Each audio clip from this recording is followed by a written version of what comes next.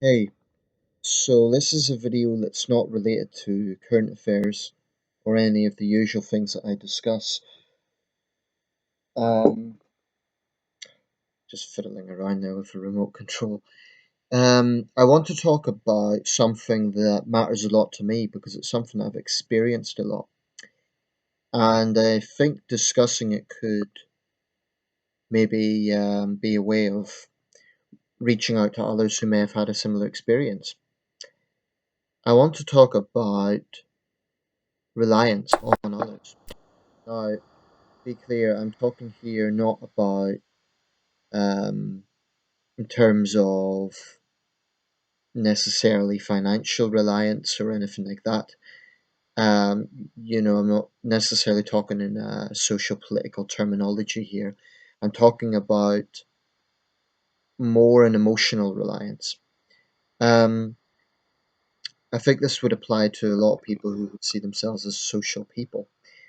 And I'll give a bit of my own experience in order to give a base for what I'm talking about here. I have had in my life, I've met many, many, many people, and there's been people I found myself close to, male and female, and people who I would definitely have considered to be close friends. Um, and for one reason or another, those people drifted away from my life. Um, I've had a lot of international friends. I'm a very international minded person. So there is a practical point to this. When people go back to their home country, it can be difficult to maintain a friendship in the way that it was.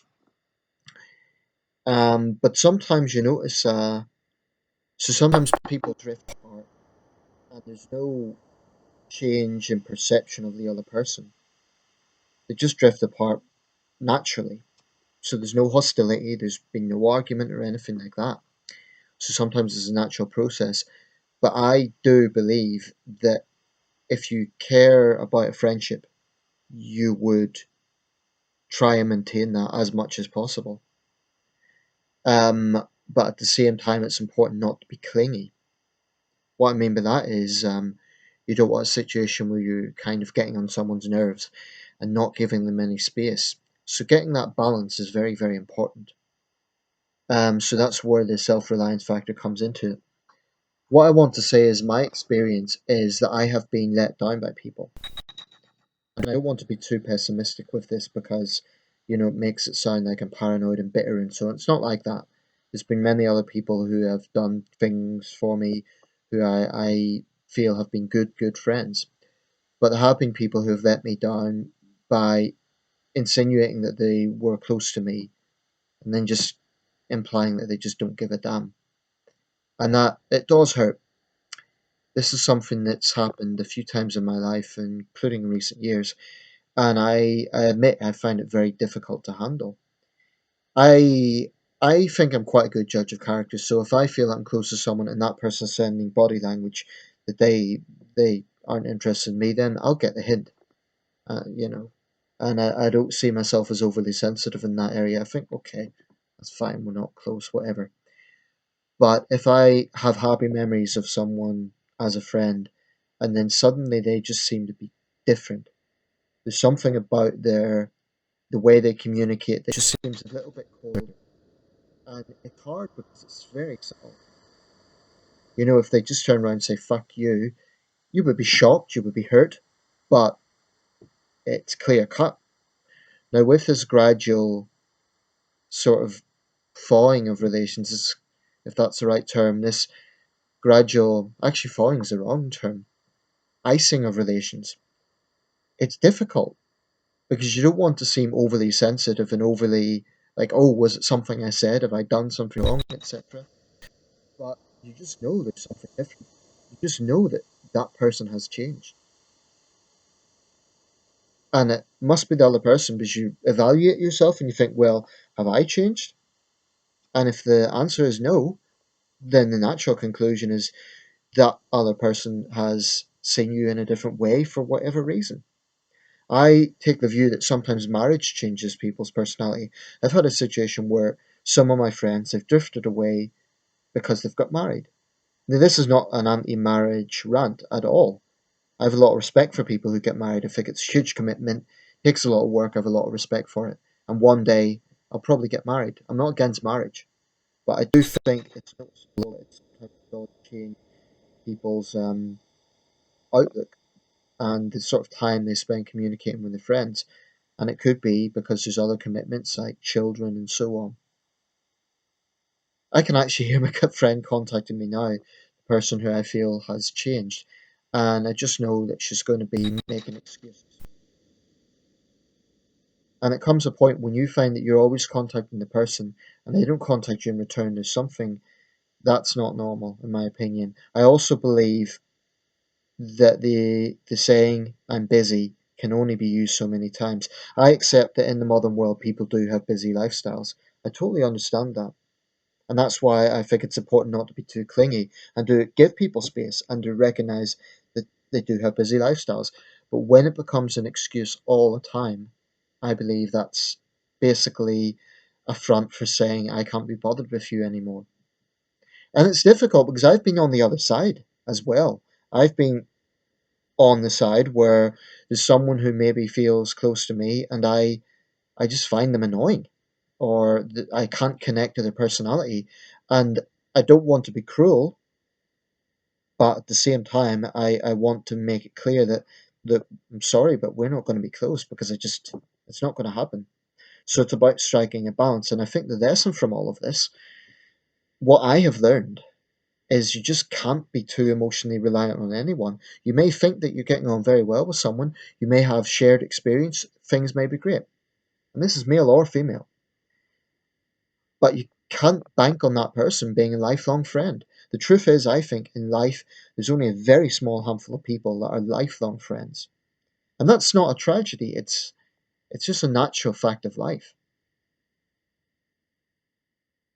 Actually, an ex girlfriend of mine made a good analogy. She mentioned, people are passengers in your life. I quite like that analogy.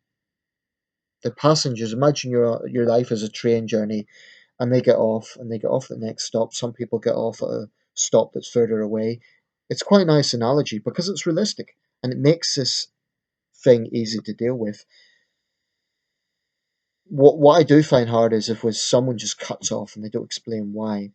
But then again, asking people to just say, "Oh, I don't want to be friends with you," is unrealistic. I don't know if I can do that. So it's unreasonable to expect other people to do that. So I think all that we can do is accept that sometimes in life you have a friendship with someone, you have happy memories, you have good times, and they might just drift away. And maybe their perception has changed, and it's sad, but it can't change the memory. And I think that's something that you can hold on to. I'm not a psychologist, I'm not a social guide or anything like that, but these are just my own experiences. It's tough. I'll be honest, it's one of the things I've found hardest to deal with. It has led to depression in my case. When I felt I've been close to someone and that person's drifted away, and I sort of reflect on myself and think, well, am I being too clingy? And the answer is no, I'm not, because it's not like I'm contacting them all the time.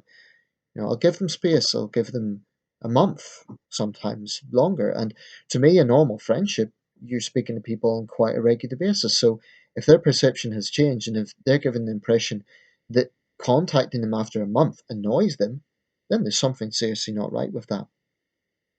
So people need to be assertive, not paranoid, not to a point where they don't trust anyone. That's not what I'm calling for. But I do think people need to be assertive because otherwise you'll just end up getting hurt. So it's a tough lesson to learn, but the truth is there's very, very, very few people that you can honestly be great friends with. And anyone that says they have lots of very close friends, I just don't think that's honest. I think there's people who can be popular and they're very likable people and they've got a lot of friends, but I don't think anyone has a lot of very close friends.